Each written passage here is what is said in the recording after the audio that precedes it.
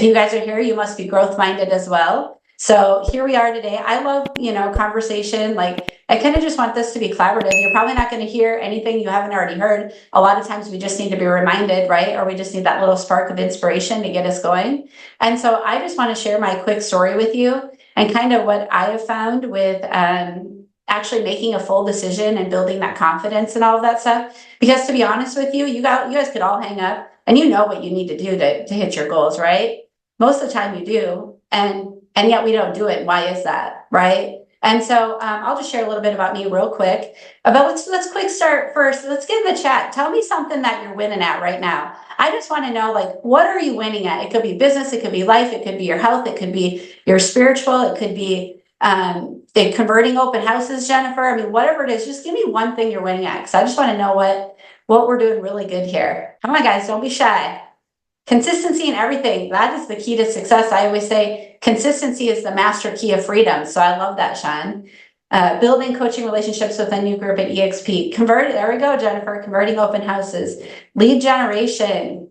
Yes, I love it. Prioritizing self. That's important, right? I remember after my first year, I woke up one day and I'm like, do I have any friends?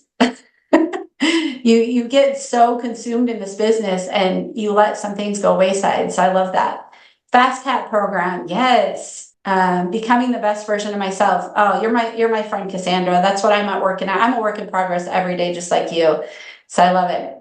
All right. Well, I'll just start out. Hey, did you have Andy and Lily there? You have your hand up. Did you want to say what you're winning at? Or maybe you just don't know what's up. All right. I'll keep moving. All right. So I started, like Jeff said, I started the business in 2012. When I came in, guys, like I came from the story of probably, a broken home. I was in and out of jail for 10 years of my life. I worked in the service industry. Ever since I've been like 12, I've had like 3 jobs. If, you were going to put clothes on your back and make sure you had food, you worked when I was growing up, right? It was just a little rough. My family's great and I love it. And I'm also super blessed to have that opportunity to fail over and over in and out of jail and running with the wrong crowd, no clarity, no purpose, just didn't really know. You get that hamster wheel, right? And you just keep going and it's really hard to get out. And one day I looked in the mirror and I saw myself a little bit differently. And I thought, what the hell am I doing? I know I can do better. So literally on Monday, I packed up my car. I moved from my small town of Watertown, South Dakota, 96 miles down the interstate to the big city of Sioux Falls, South Dakota, right? Like I'm going to the big city, I'm making it.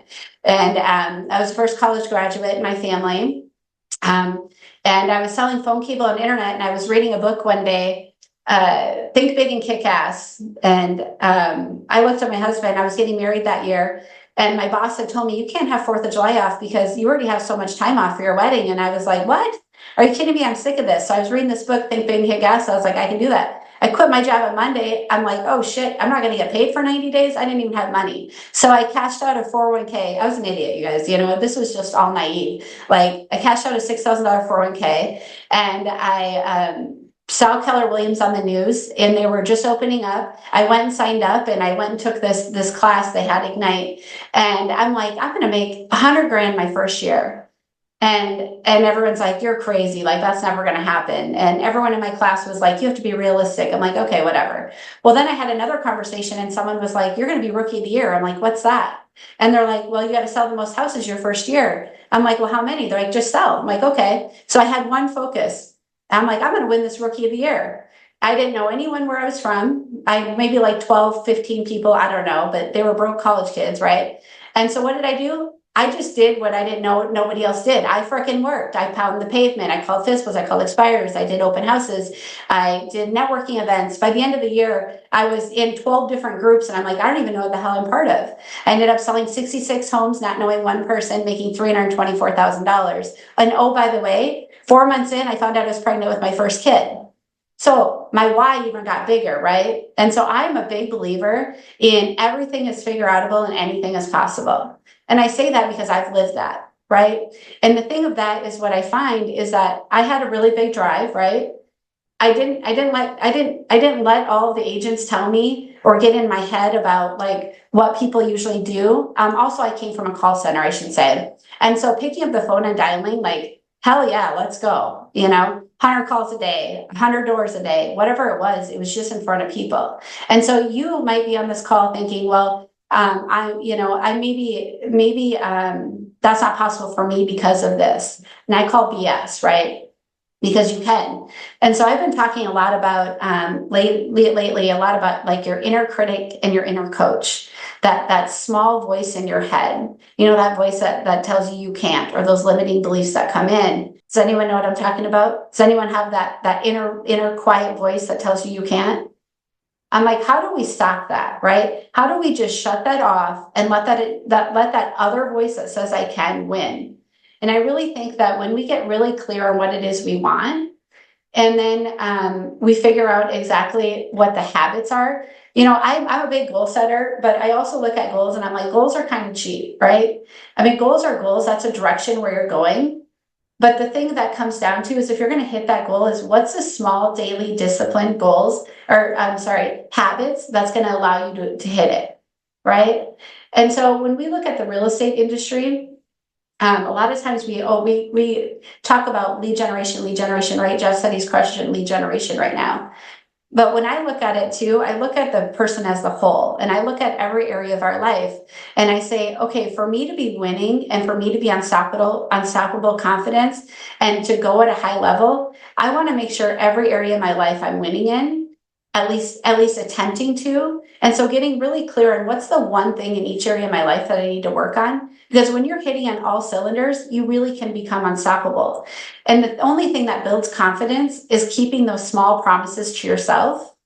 When you say, oh, I'm going to get in shape, and the alarm goes off at 5 a.m. or 6 a.m. and you're like, oh man, I really didn't sleep well last night. And so I'm just going to hit snooze. Well, what does it look like if I know that I'm meeting Sean at the gym at 5 a.m., right? So are we enrolling? So yes, you look like Freedom there, guy, that you maybe went to the gym. So I thought I'd pick on you.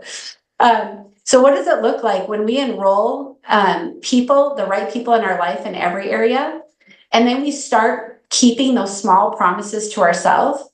Do you think we're going to show up better? Does it cost anything to figure out what it is that we want? I think some people, not us, because we're here, right? We're awesome, but this is how we can help others. A lot of people spend more time planning their vacations or what they're going to wear tomorrow than they do their own lives. And sometimes you wake up one day and you're like, well, I'm not where I want to be. And it's like, well, where do you want to be? And they're like, well, I don't know. I just know I'm not happy. Okay, great. Well, what would it look like for you to get happy in that area of your life? What would you need to do in order to become the person you need to become to achieve the things that you want to achieve? My biggest fear in life is sitting on my deathbed, or maybe, I'm sitting on my deathbed. I'm 126 years old because I'm going to live to be 126, right? And I'm looking back and I'm like, man, I didn't do everything that I could to live the life that I want. And so when I look at my planning, I look at like, if I were to die tomorrow, would I regret what I did today? Or am I living to my fullest potential? Did I say everything that I wanted to say to the people that matter most in my life? Did I really give it my all? Did I make myself proud every single day with the small decisions, the small habits? Because that's what really matters. Like, you can set a big goal and you can hit it, but once you get there, what happens? You're like, now what? And really, that achieving the goal wasn't about hitting the goal, it's about the person you became while you did it. It's like running the marathon. When it was done, I was like, you know what the best part was? The training to get there. Crossing the finish line was great, but like the training and the work that I put in every day, that's what I'm most proud of. And so I think in life, a lot of times we get confused about what it is we're going after and why, but then also we don't make full commitment. What are you, like, somebody give me one thing, go off mute if you want, or put it in the chat. Someone give me one thing right now that they're working towards, that they're proud of, that they have a daily discipline that they do every single day to hit it. Start with the word. Yeah, let's start with the word every morning. Not to push that on anybody, but that just sets my day straight. And then get a good workout in. Those are two things that I feel like if I do them every day, everything else just gets lined up. Those are the two disciplines that I do that just leads me right into the rest of my day of making the habits take place. Reading the Bible cover to cover this year, devotion and motivation, keeping a positive mindset. You know what? About a year and a half ago, And I see a lot of, and I feel like this is definitely getting talked about more, right? But like your faith and the Bible and that stuff. About a year and a half ago, I lost my 26-year-old brother in a motorcycle accident. And it was obviously devastating. He was more like a son to me. Like he was my little brother, but you know, I took care of him a lot because whatever, our 14-year age gap. And I always question my faith. I'm a realist, and sometimes I'm like, I don't know what I believe, whatever. And so last year I read the Bible cover to cover, and it really is just life changing, because when you actually step into believing something bigger than yourself and just really understanding that you can't carry the weight on your shoulders and you have to let it go, it's just such a relieving feeling. And it is a relationship that you have to have daily, like Sean said. So it comes down to those small little habits. Like I know for me too, my morning routine is everything. If I look at, if you've all haven't read the book, The One Thing by Gary Keller and Jay Papasan, like when you look at those key habits, the one thing that makes everything else easier or necessary, and I look at that in every area of my life, because your life will just become so much better. Because the thing is that to get through the hard things, because what we do isn't easy, right? And to actually stay disciplined to do the hard things, like you have to just have that focus, and it really is that small little habit. And what we do is we get bored sometimes, and then we look for these shiny objects because we're bored. And if we can just mastery the art of boredom, and we can just stay focused on those small little things, we can build a life so big. And the thing is that it gets to be your life, and you get to design it. And you don't need to be what Sean's doing. You don't need to have Jeff's goals. You get to do you, and nothing's right or nothing's wrong. It's what's best for you. And that's what I love about this. And also, this industry makes it hard because there's that comparison, right? Like, oh, I want to be number one. I want to do this because they're doing this. But I think sometimes we just have to stop, pull the curtain back, and ask ourselves, stop looking at everyone else. If nobody else, like if I didn't know anyone else's stories or nothing mattered, what would matter to me and how would I do it? Because there's a million different ways to do this business, and we just overcomplicate it, right? A lot of times we overcomplicate it. We try to do too much. We say yes to too many things. We don't get clear on the things that we should say yes to and the things we should say no to. And if I could just spread anything to you guys, I mean, it's keep you on track with being in alignment with the version you say you want. I think sometimes we're out of alignment with our values, or we're out of alignment with what we say we want to do. And it might be we're saying we want to do something because it's more about the outer world and not your inner world. So like when you slow down to get clear on your inner world, and if you say, oh, I want to get in shape, but you keep not going to the gym, you keep not eating healthy, do you really want to get in shape for you inside? Or is there an identity inside you that believes something different? Is it you say you want to make X amount of money, but where you're really not? Maybe it's not important. Maybe it's not the money, it's other areas of your life that you're missing, right? So I want to share my screen here. I want to share, I have so much content I could share with you guys, but I'm like, the lack of time, we don't have the best, or let's see here, enough time to do all the stuff. Okay, I'm going to share this with you because I want you guys to think about this later. I'm going to email it to Jeff and he can send it out. But this is just part of, when I look at I created this, the journey to your best life possible: spiritual, health, personal, key relationships, job, business, financial. And then we're getting really clear on why every area matters, right? So your health, your energies, your edge, and you know what that includes. Wealth, that gives you freedom and options. A lot of people are like, well, I don't care about money. Okay, yeah, but do you want freedom and options? Do you want optional living sooner? Relationships, you want belonging and joy, right? Connection, appreciation, give. Growth, like if you're not growing, you're dying. And I believe that with all my heart. That gives you the confidence, that gives you the identity, it's your mindset, it's everything. So what are you doing to grow yourself every day, right? Business, impact and service, and vision, direction, and purpose. Those who don't have vision will perish, right? Like what are you looking forward to? If you don't have something big enough to look forward to, it's easy to get off track and get in a rut. And so I just am a big believer in figuring out, what is it that you're looking forward to in every area of your life? And for you to understand yourself, like I have my best self blueprint. Again, I'm going to share this with you, and I'd love for you to have some reflection around this and think about, like, what are your true internal motivators? So like I can tell you every person on my team, I can tell you their top 3 motivators out of all of these because I spend the time with every single team member to understand them deeply so that they understand themselves because most people don't even know. And when you can understand yourself at a high level, oh God, that's unstoppable, right? So what are your external motivators? And again, I'm going to send this to you, but is it more comfort and security, belonging and connection, competition and challenge, right? Getting clear on that. And then what do you fear? Fear holds us back from so much. And I was listening to Oprah one time and she talked about fear. And this is what I do. I don't know about you. And I don't know if you can ever really overcome fear. I think you just have to step into it, right? And you just have to ask yourself, like, okay, if this happened, and write this down, think about this, like, if this happened, what is the worst thing that could happen? And then what would I do? So like when you're thinking about making a jump or you're taking a leap, you just ask yourself, what's the worst thing that could happen? If that did happen, what would I do? It's like having the contingency plans to everything that could happen just to give you that confidence to go. And sometimes you just freaking do it. Just like jump in and do it. And you'll be like, oh yeah, this isn't so bad. You just make the leap, right?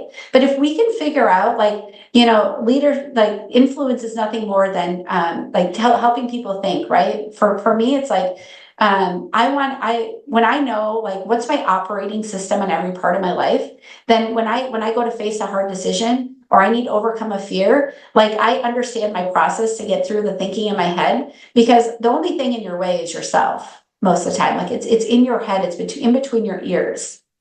And that goes back to that wisdom, right? Are you letting the wisdom or that voice in your head, name that voice in your head and watch that play out once, right? Like, is it the negative Nancy? Is it what is it in your mind so you can separate it so you can do anything?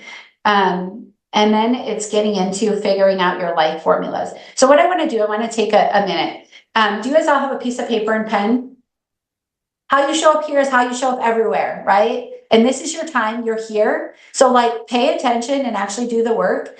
And understand that by doing this and doing this like every quarter. So what my team does, every single quarter, we rate ourselves. We first figure out today, you might not figure that out, but like, what is the feeling you desire? Because again, I could say, well, what is it that you're looking for? Are you looking for connection in your relationships? Are you looking for inner peace? Are you looking for fulfillment? Are you looking for love? Are you looking for in your job? Do you want to feel productive? Like, what is the feeling you're desiring? And then how do you feel currently, right now, 1 to 10, 1 being it's absolutely awful, 10 being like, I'm freaking crushing, I can't get better. By the way, it's really hard to have a 10 because we can always grow and improve, right? But where are you at right now? So I want you to take a pen and I want you to ask yourself spiritually, 1 through 10, 10 being I feel very fulfilled, again, and 1, it's bad. I want you to rate it. And then here are some examples. Okay, so here are some examples of different things that you could do. So I want you to get the key habits, right? So if personally you're looking to feel or your business, you're looking to feel productive or whatever that looks like, what's one thing you can do such by doing so would get you closer to a 10? And maybe that's, for your health, it's wake up by 5 a.m. Maybe it's drink 100 ounces of water today. Maybe key relationships, it's, I think my marriage could be a little better. I want to implement 1 date night a week, right? So it's just one habit, one thing that can be in your calendar. Because by the way, everything can be solved with a math equation, right? Everything. Some people are like, oh yeah, you can solve love with a math equation. Yes, you can. Because what is love? It's time. It's the conversations, is the relationship, right? And so if you're lacking in any of these areas, there is something that you need to put in your calendar. That is a habit. It's a small little, it's something, maybe financial, maybe it's every month you need to review your budget. Maybe it's every week you need to review, whatever it is. Maybe it's your one thing, right? Like who's truly holding you accountable, whatever it is. So I'm going to give you like 5 minutes here. I want you to rate every single area of your life 1 to 10. And then I want you to pick one small habit that you could implement that would get you closer to a 10. And guys, sometimes it feels like it's too small. It's not. Just one small thing. Go ahead. And then I'm just going to ask a couple people to share. This is good stuff, Tara. I think too, people can, I know I can get this way where it can feel like it's just so much, but those little decisions, those little daily things, the compound effect of that, 100%. how a month later, 2 months later, 12 months later, a year later, it's like you're in a completely different place. And it was those little disciplines that all added up. over time. Oh, I don't like to read. Well, just, maybe starting to read. Maybe it's 10 Pages a minutes, maybe day. it's 10 minutes a day. Maybe you do Audible. I've got Audible. I go for walks. I'll take the dogs out for a walk and I'm listening to books, in my ears while I'm walking. I got books I'm listening to in the car, whatever podcasts. There's so many good podcasts now that are all about this kind of stuff that, just to consume that stuff. Or I can watch Netflix and just, whatever. I mean, which isn't going to get me anywhere. And I'm not about not Yeah. doing that too and shutting everything off, but it's those little things, it can be 10 minutes here and 10 minutes there. And the compound effect of all that over time is huge, what that does, I think people discount discipline so much because a lot of people get in this business of freedom and it's the exact same thing that gets them out of business. And they underestimate the power of what they can do in 5 years and overestimate they can do in 1 year. And then they forget that it's all about these small little decisions that you make every day that compound. And you wake up one day when you do these small little decisions, you're like, holy shit, how did I get here? And then you're like, oh yeah, it was that alarm that went off at 5 a.m. every day and that morning routine that kept my confidence and the energy, because your energy is your edge. Like, I can't reiterate that enough. Your energy is your edge. I'll share with you too, our Allen Edge blueprint. I'm going to share some good stuff with you guys. But like with my team, every team member, they know their energy plan. Like, that's your number one asset is yourself, and you get one body and you have to live it with your whole life, right? Like, and so like, your goals and intentions, move your body, feel your body, guard your mind, practice gratitude, be mindful, reflect, learn and grow, influences who and what you focus on, serve and connect. Like, when you are putting all this together, man, it's fire. Like, I've never been more happy or fulfilled in my life than on and off over the last 5 years, right? But when I do get in a rut, I look at that and I'm like, oh, I'm not doing that and I need to do that. And I can get right back to that place. And there's so many people out there that I feel like just starving for connection, for, purpose, for understanding, I think we overcomplicate too, like our purpose and our big why and all of that. Guys, your big why it changes like all the time, right? Like, maybe right now your big why is because you need a down payment for a car. Maybe your big why right now is because you're paying for your kids' college. Maybe your big why right now is just because you want to lose 10 pounds. Like, it doesn't have to be big. And I honestly, it's the small micro big whys that compound into the big thing. And when you're constantly assessing that and like understanding what your focus is and where you're going, you can help so many other people too by setting that example of that consistency. Your kids see what you're doing every day, right? Like, I love the question, like, if your kid followed you around for a week, would they be impressed or depressed? Like, honestly, who are you being when no one's watching? Who would like to share? I want to hear from one or two people. Anyone. What is something that stuck out with you on this exercise, or an area that you feel like you could work on the most, and what was the habit? Someone be vulnerable. Come on. Who wants to come off? Somebody unmute. Anyone? Caleb. I've got a ton of things, but that I'm currently in the middle of working on a lot of different areas. But I think business, one of the big things for me is having not just a daily schedule, but having non-negotiables on that schedule of this is what I'm doing during this time, and not getting distracted by a client calling or something else. It's no, this needs to be my schedule. And if it's blocked off, then I do it at that time and I'm not wasting that time doing something else. So I think that's a big thing. I think just really quickly, what we just did with taking that quiet time, yeah, we were working on something, but how often are we on Zooms where it's quiet? I think that's something that I know for myself, I don't just have quiet time anymore, whether it's just to think or to be quiet. It's usually if it is quiet, then I'm getting on my phone or I'm looking at email or I'm doing something. And I think just that quiet time can be really valuable to really actually stop and think. Thank you for sharing, Caleb. It is so important. We're so used to just picking up our phone and being distracted right away. Like, my favorite thinking time is just walking with no earbuds, nothing. And that's like my thinking time. And then I can get back and like brain dump everything I thought of.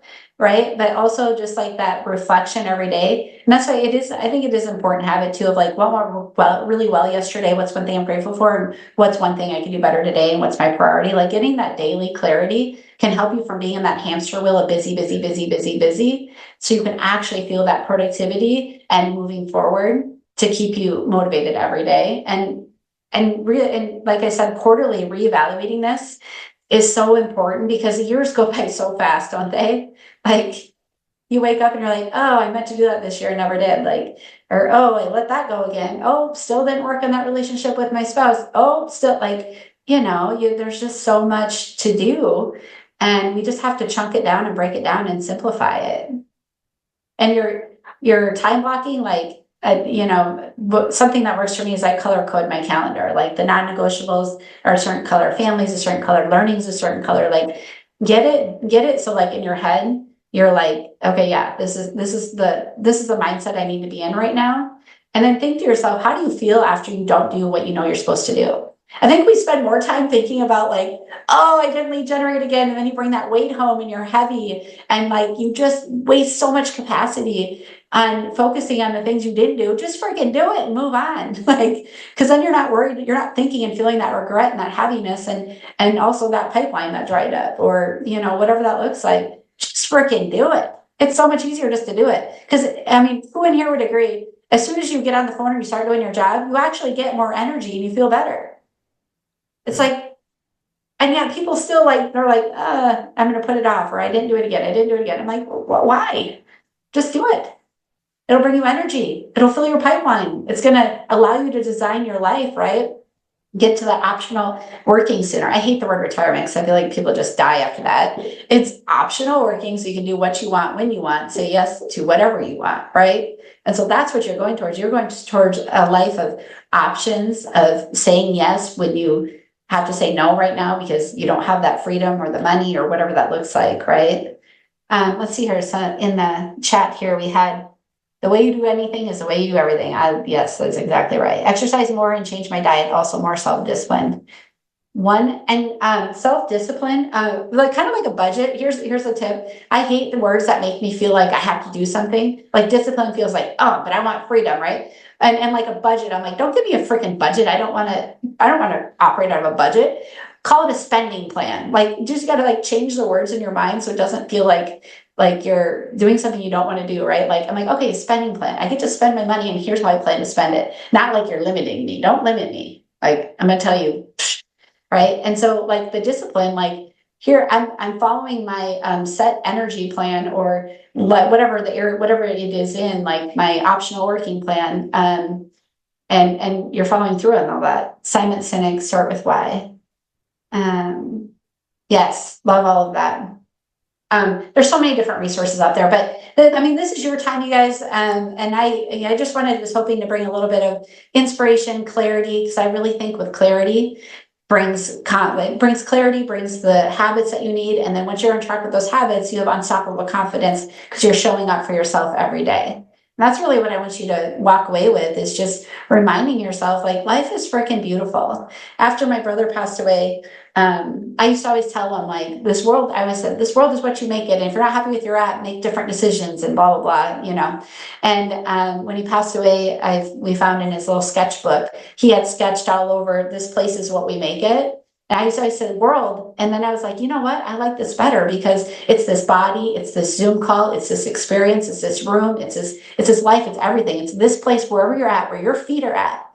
This moment is whatever you make it. And so I had his little saying tattooed in his handwriting, this place is what we make it. And that's how I live my life.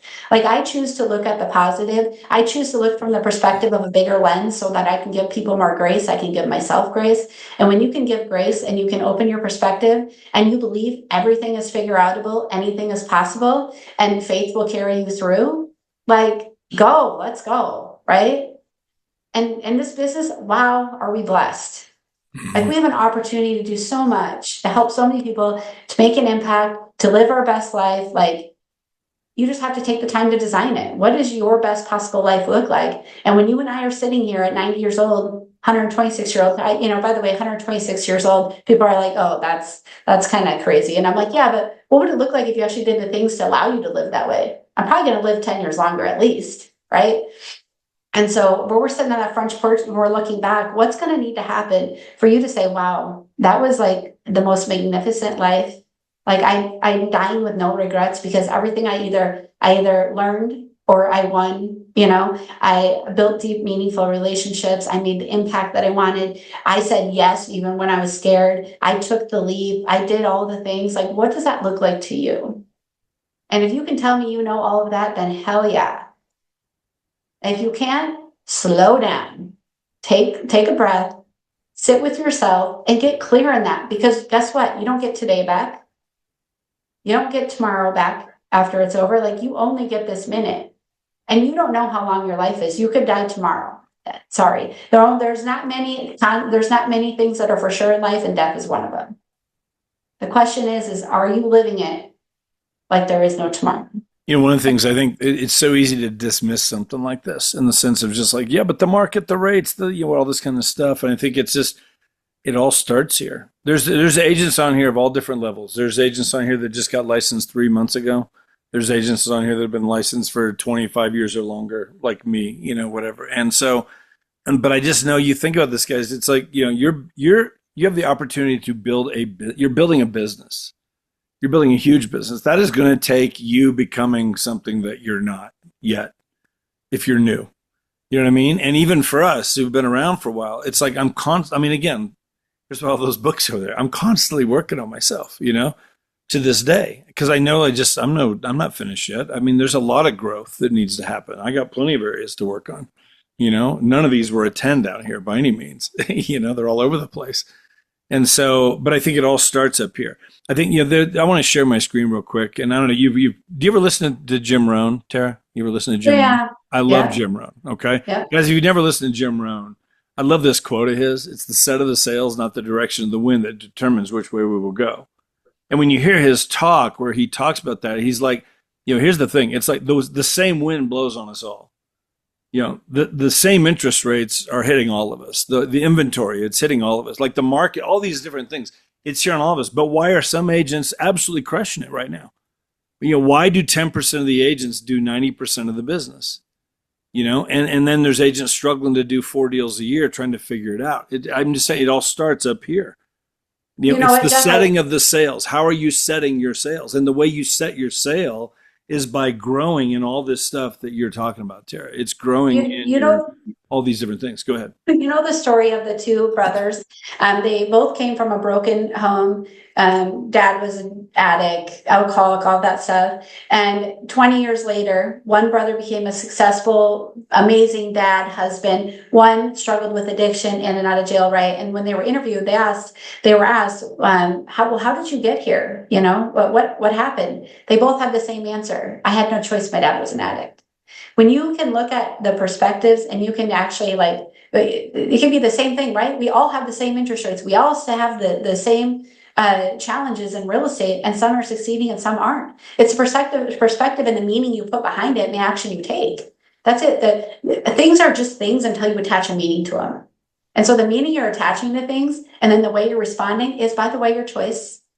This is all, where you are is your choice. Sorry. I'm like, God, I hate you. Someone said to me once, like, look in the mirror, you're there because of you. And I'm like, F you. And then it's like, you're right. Shoot. Like, I am where I am because of me. Now, the question is, are you happy with where you are? And the beautiful thing is it doesn't matter, because you can change it at any time. Or you can give yourself a pat on the back and be like, heck yeah, we're crushing it. Like, loving life, doing it, and yet you can always improve. But that's the beautiful thing about life, is it doesn't matter where you are. You can change the course at any time if you're not happy with it. Do you have the courage to do it? Sean and Kathy and I know somebody. It made me think of Johnny Wimbrey when she was talking. And Johnny, I've known Johnny for years. Johnny has an amazing story. Johnny, I would hear him speak at some of these conferences that we went to back in the day with some different things. And, he, like, his earliest memory as a kid is waking up in a battered women's shelter with his mom and his brother. And at one point, they grow up, and they're going all these directions and whatever. And he was going down the road with his brother, lots of trouble. Johnny had a change. His brother ended up, in prison for years. Johnny's a multimillionaire and travels the world and speaking at events around the world. And Johnny's one of the most personally developed people I've ever met in my life. I mean, and it's just like, same situation, same mom, same wind blowing on both of them, whatever. Here's one in prison. Here's one on stages and on TV shows and speaking literally around the world at these events. It's like, what happened? Johnny set his sails differently. Johnny worked on himself and figured out what to do. And there's those kind of stories like that where it's like, wow, like what happened? Why one's here and one's here, night and day difference. And it all started up here, and working on himself. So.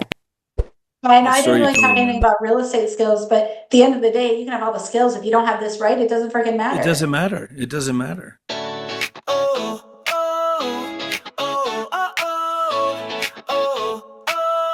Hey. Out here on the grind, chasing dreams in the sun, from the